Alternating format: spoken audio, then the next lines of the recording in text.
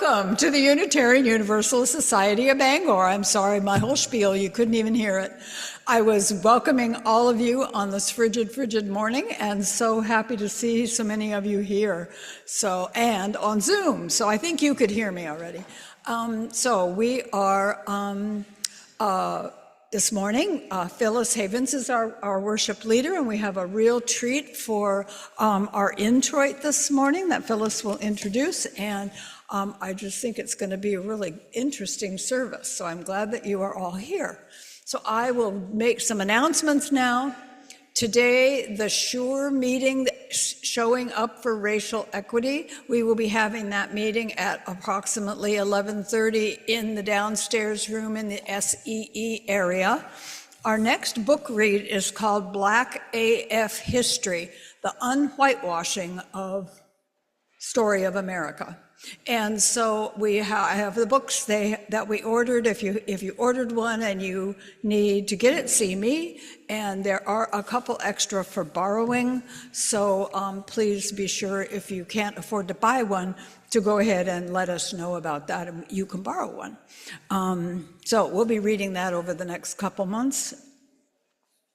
And the meeting will be today. So anyway, the Martin Luther King breakfast is happening on the 20th of January, and it is, UUSB is going to have at least one table. Tickets are $25 each, but there are scholarships if you can't afford that much. So see me or Ann Hartman, and we will sign you up to be on our table. So I hope that you'll be able to come.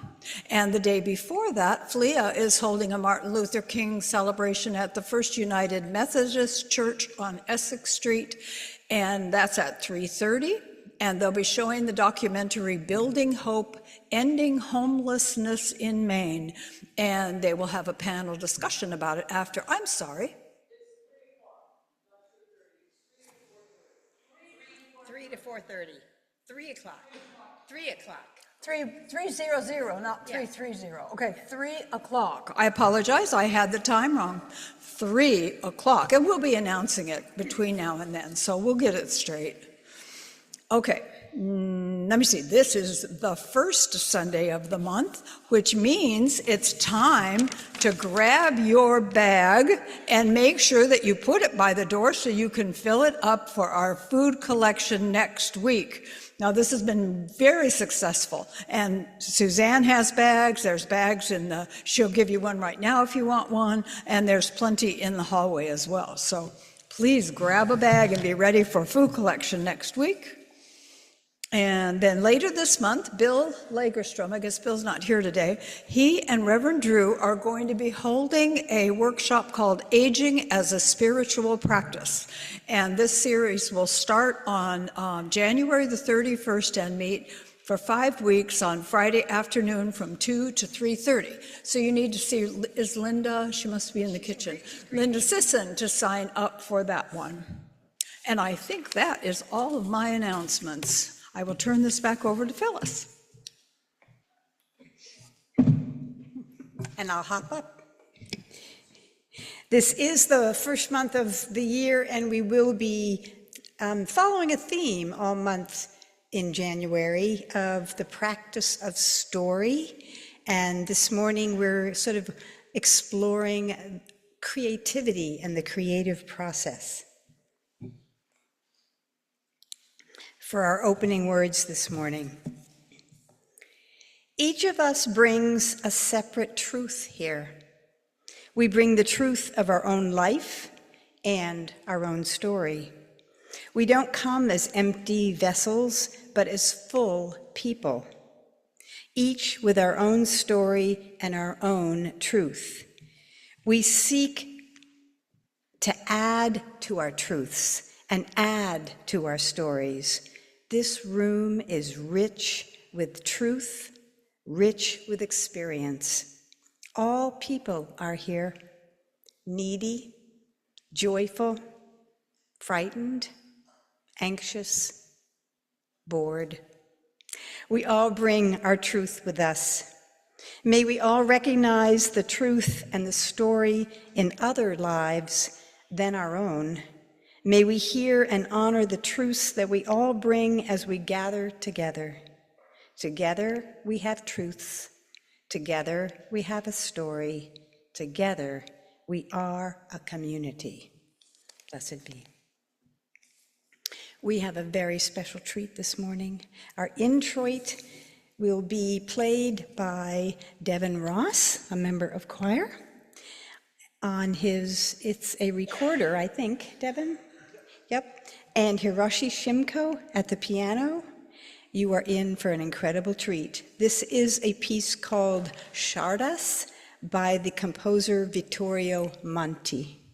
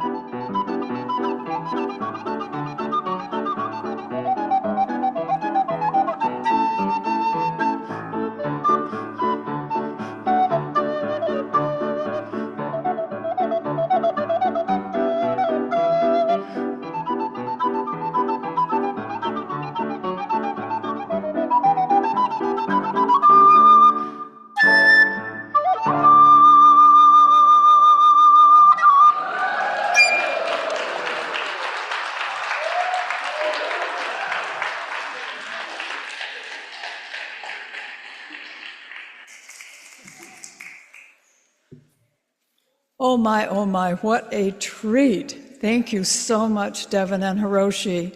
What talent, what talent. Remember learning the recorder in the 4th grade? Just think what we could have done if we had stuck with it.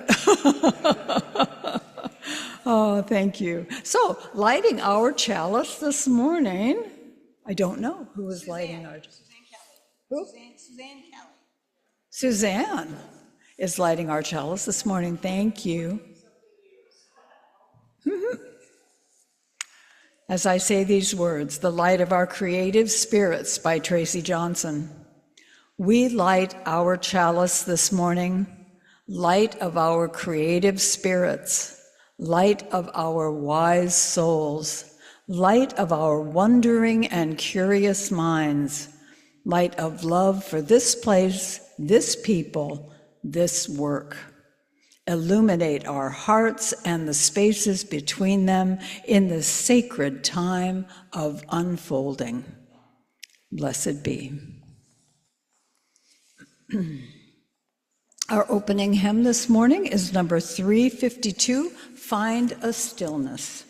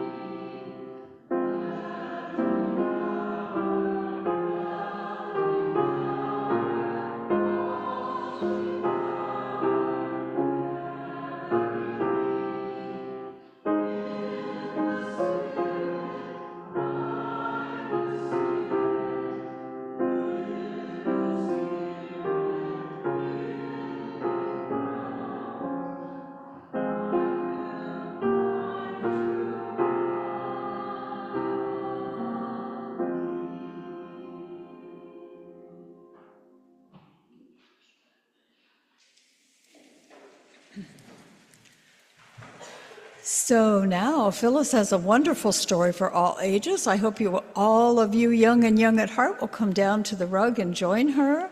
And then the SEE classes will start. So come on down.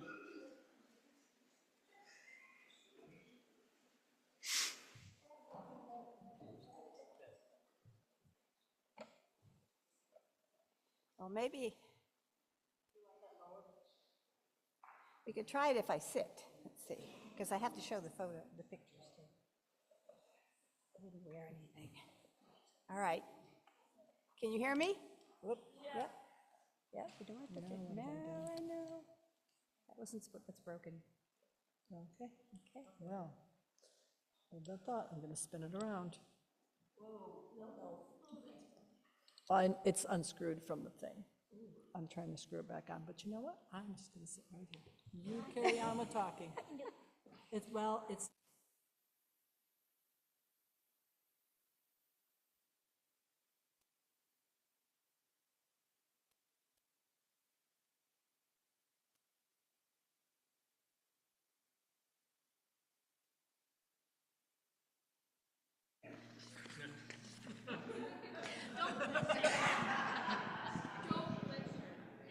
I used to know an old man who could walk by any cornfield and hear the corn singing.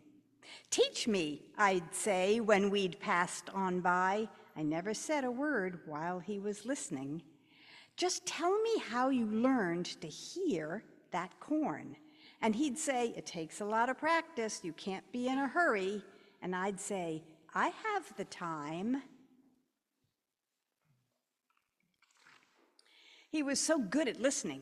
Once he heard wildflower seeds burst open, beginning to grow underground. That's hard to do. He said he was just lucky to have been by himself up there in the canyon after a rain. He said it was the quietest place he'd ever been, and he stayed there long enough to understand the quiet. I said, I bet you were surprised when you heard those seeds. But he said, no, I wasn't surprised at all. It seemed like the most natural thing in the world. He just smiled, remembering. Another time he heard a rock kind of murmur good things to a lizard. I was there. We saw the lizard sunning on a rock. Of course, we stopped. The old man said, I wonder how that lizard feels about the rock it's sitting on and how the rock feels about the lizard. He always asked himself hard questions that take a while to answer.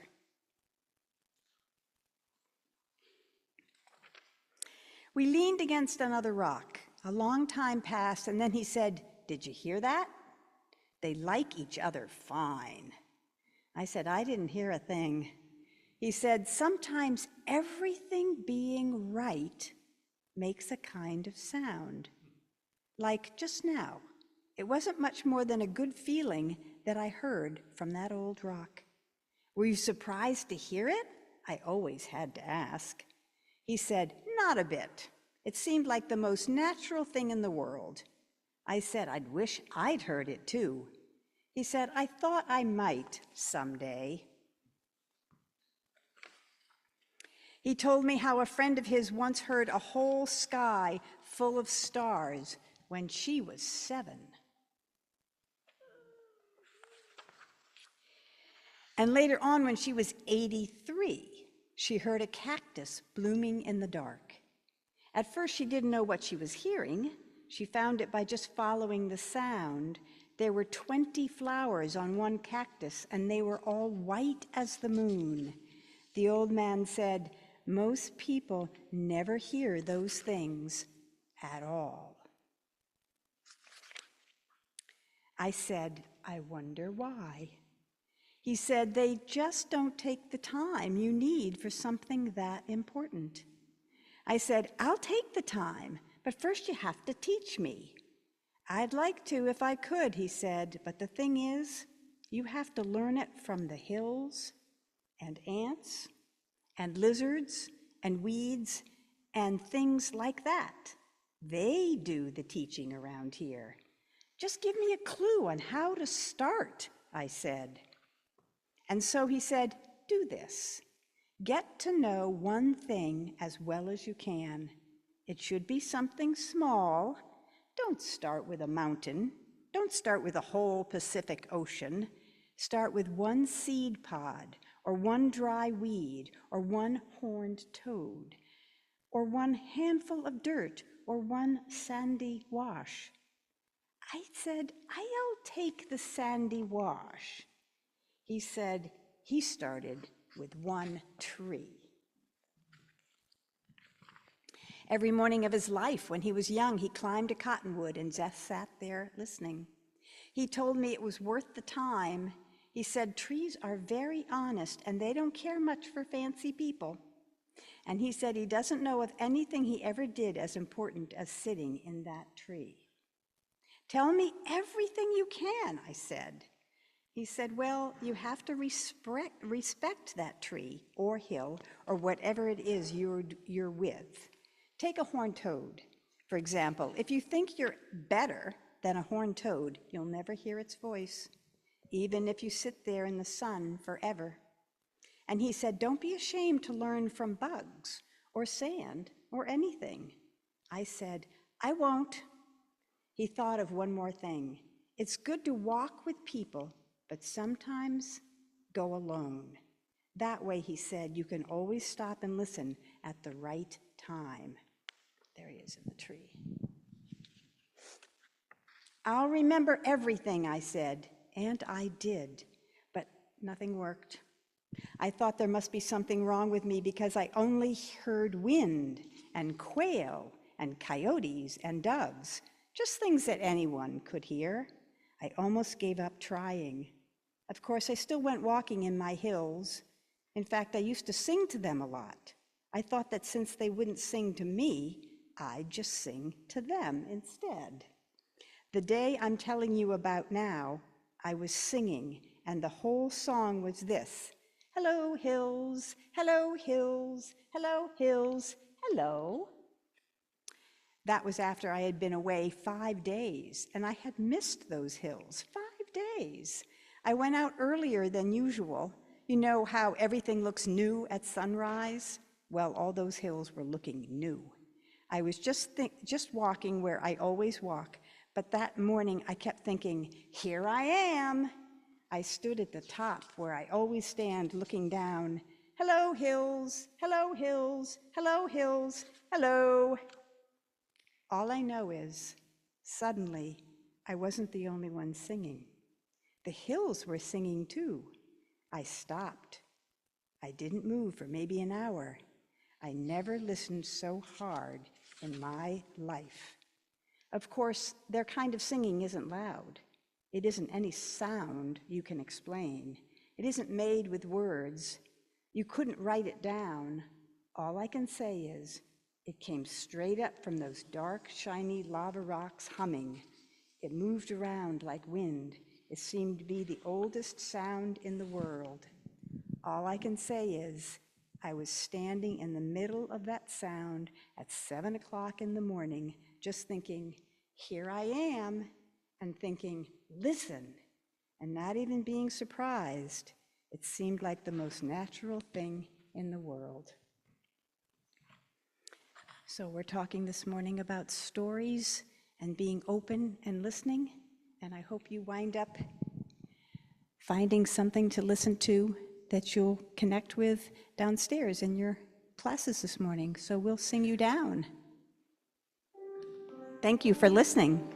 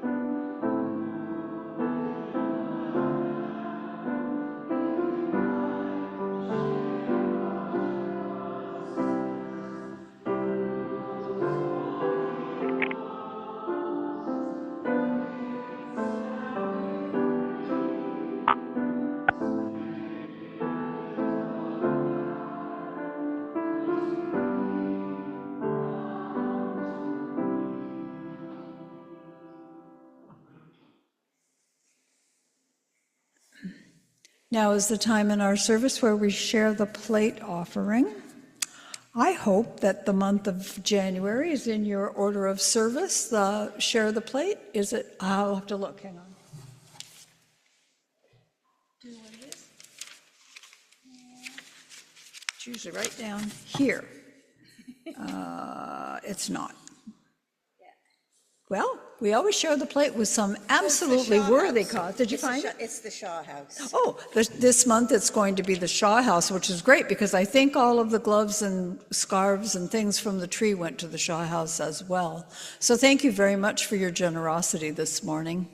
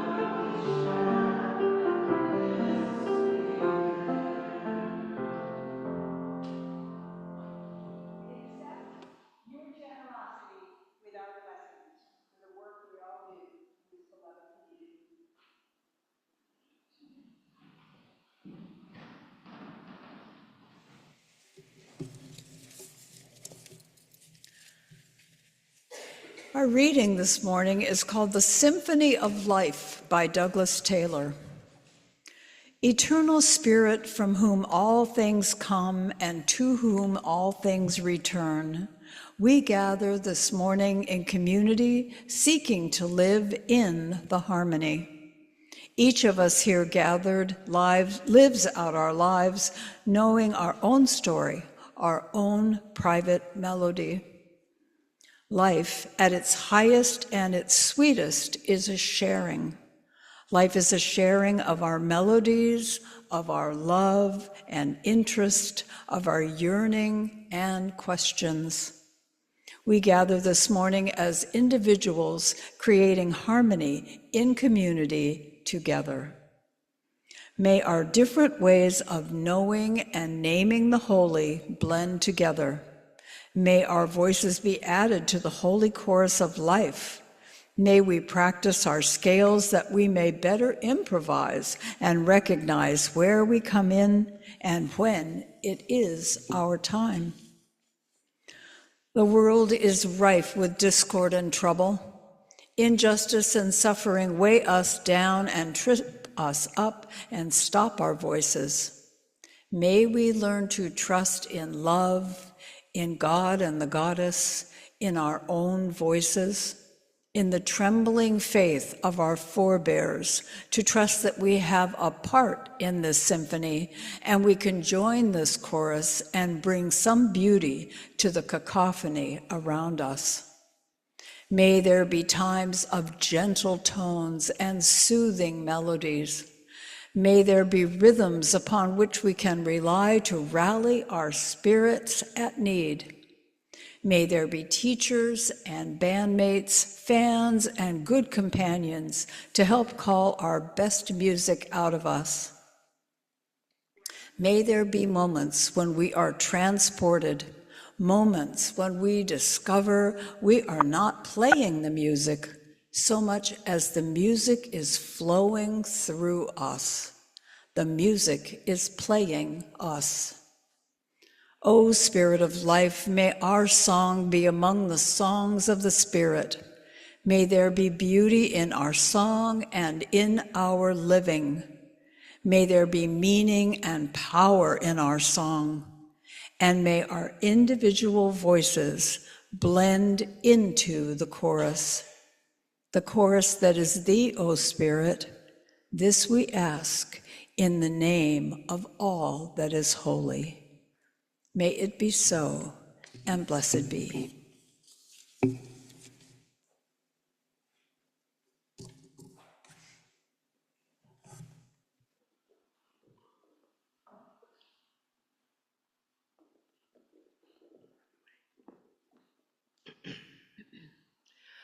When we made the music, the world stopped to listen. We danced in the silver glistening of her eyes, and as the circle grew, each woman learned to rise like the tide, like the tide, like the tide.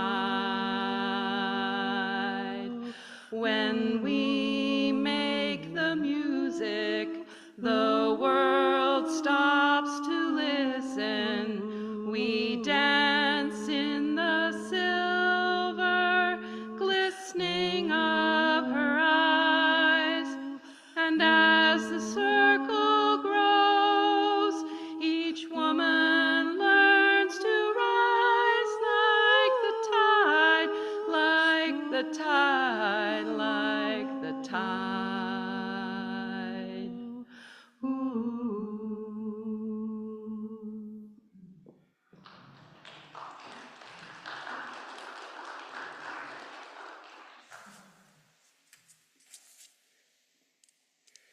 One of our all-time favorite songs at Wings.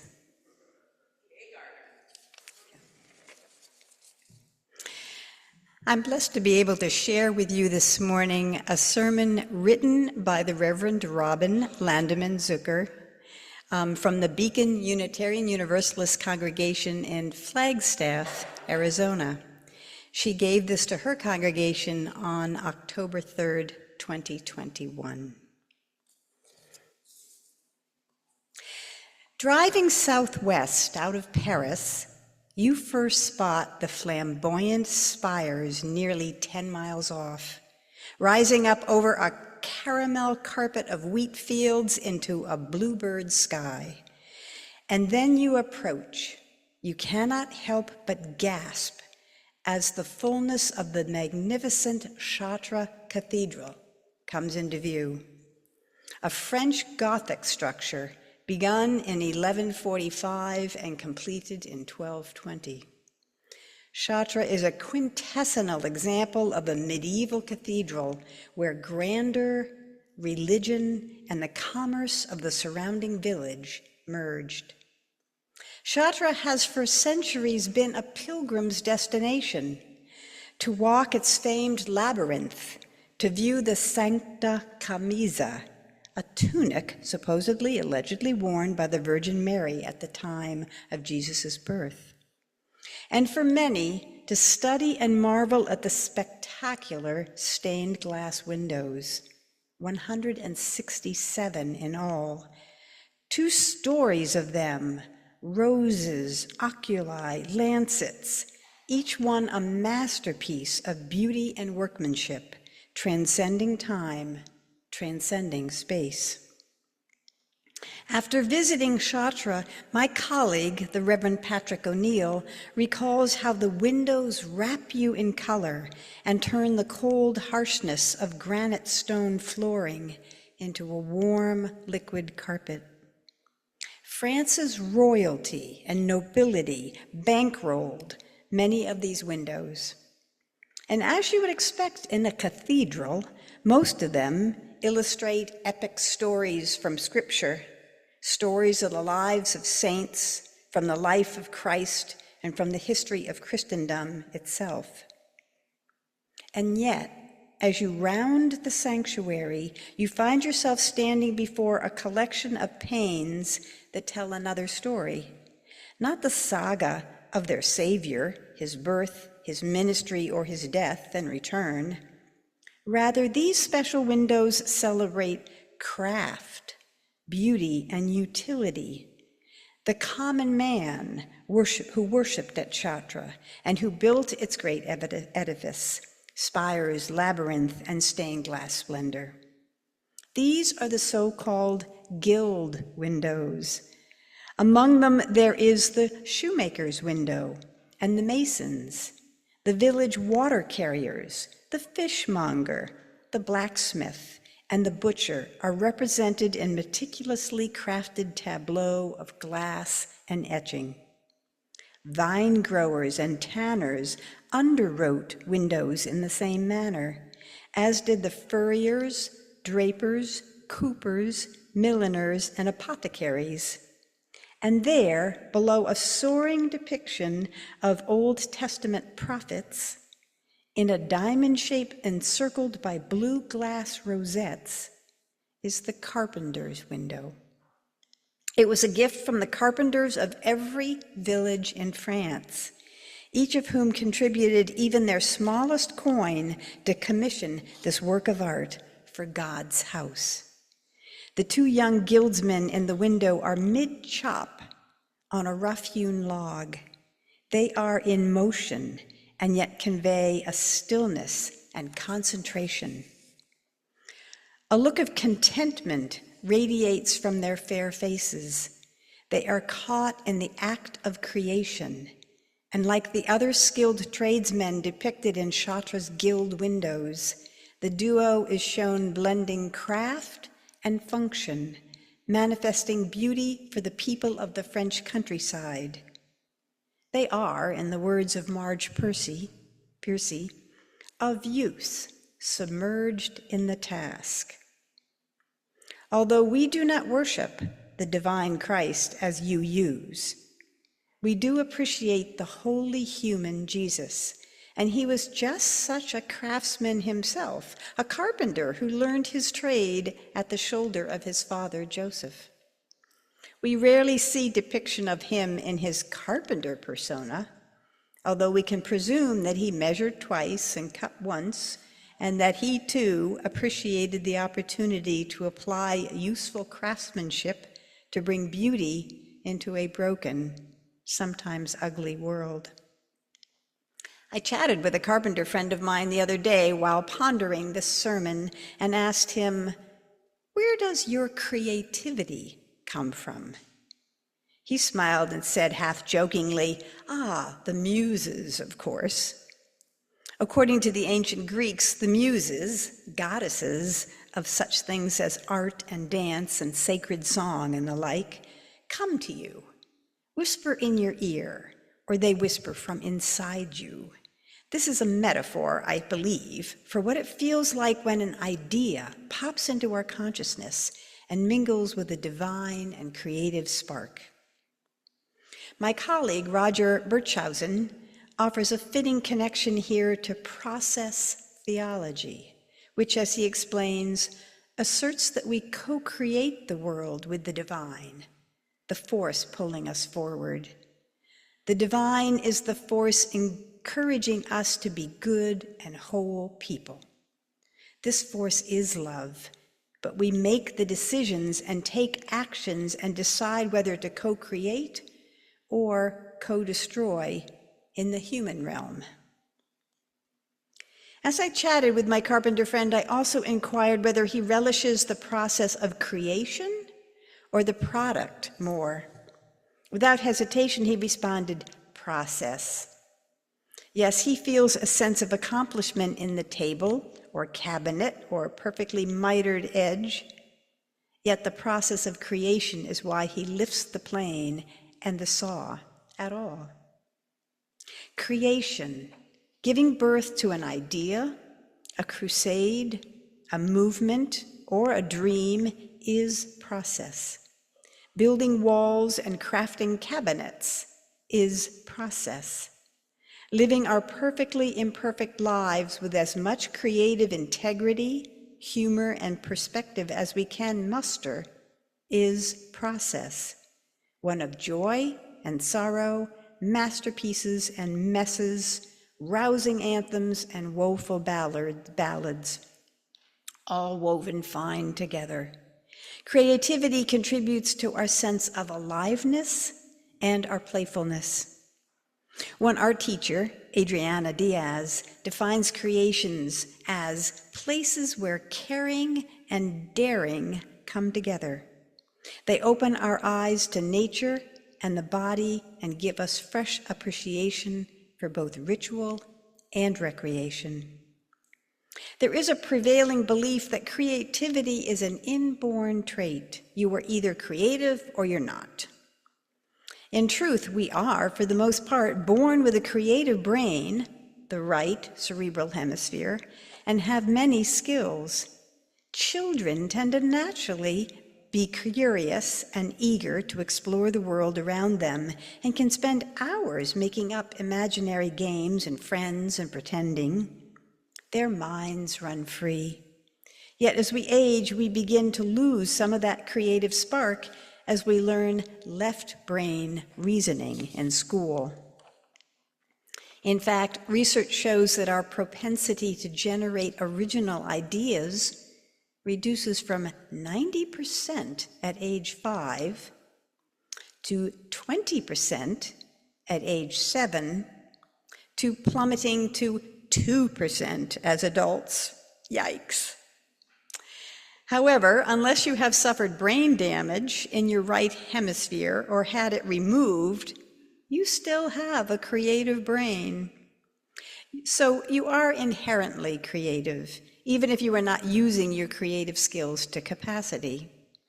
Maybe we've become too self-conscious, less satisfied with the process, and fixed on the product. Something spiffy enough to share on Instagram, perhaps?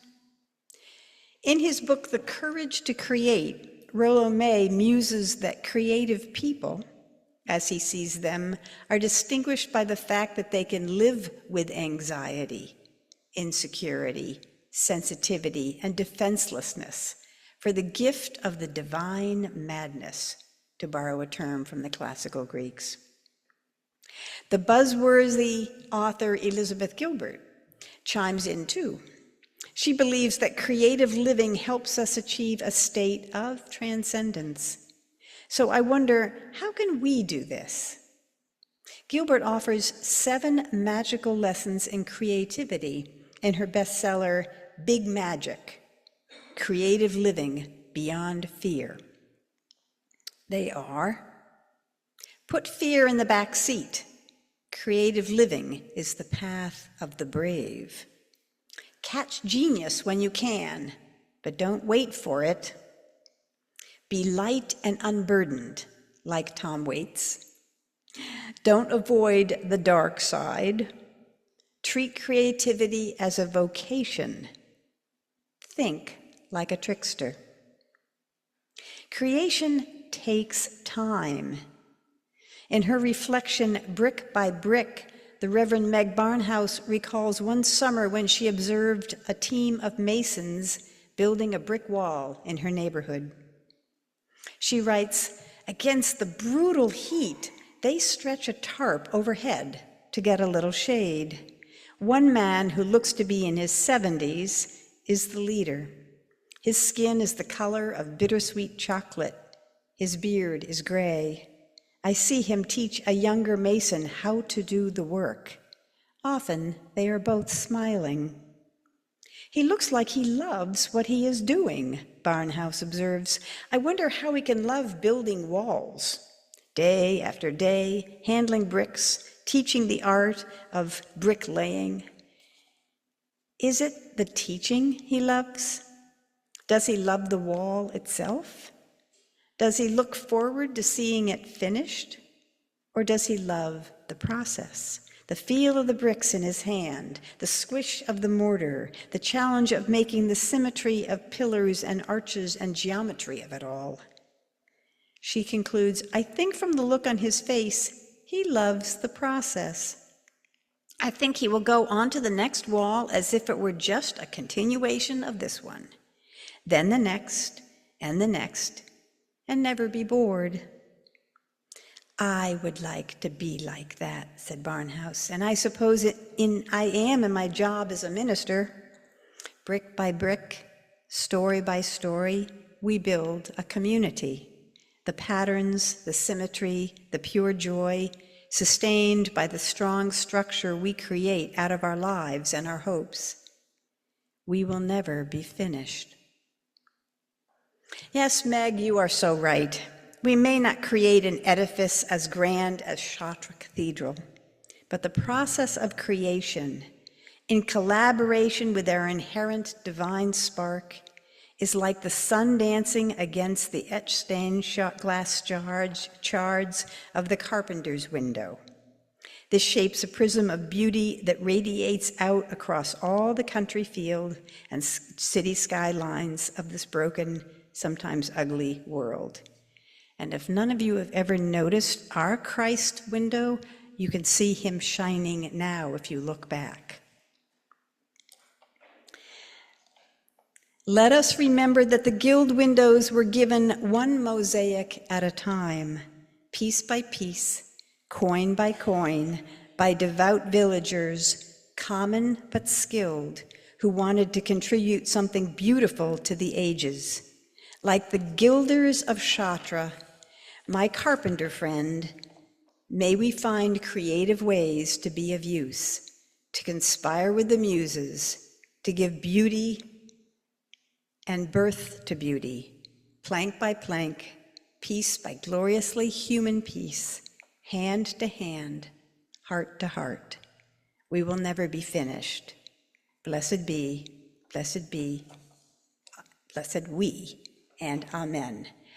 And Atticus, I think if you push forward, there should be a slide with the picture of the stained glass. It is up there? I can't see it, okay. All right. Blessed be. Thank you, Reverend Robin. Our closing hymn this morning is 1024 in the Teal hymnal, When the Spirit Says Do.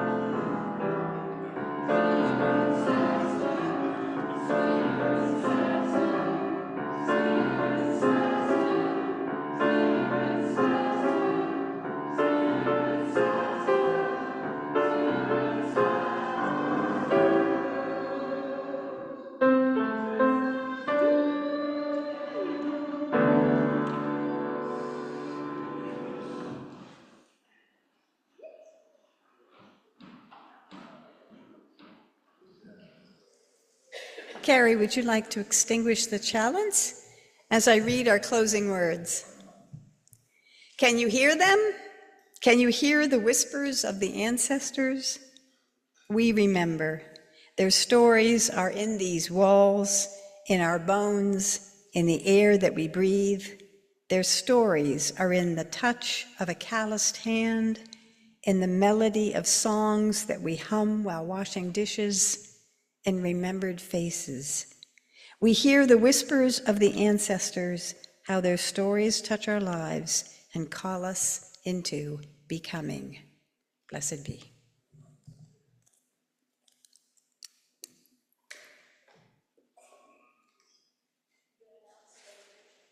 Join us for the benediction.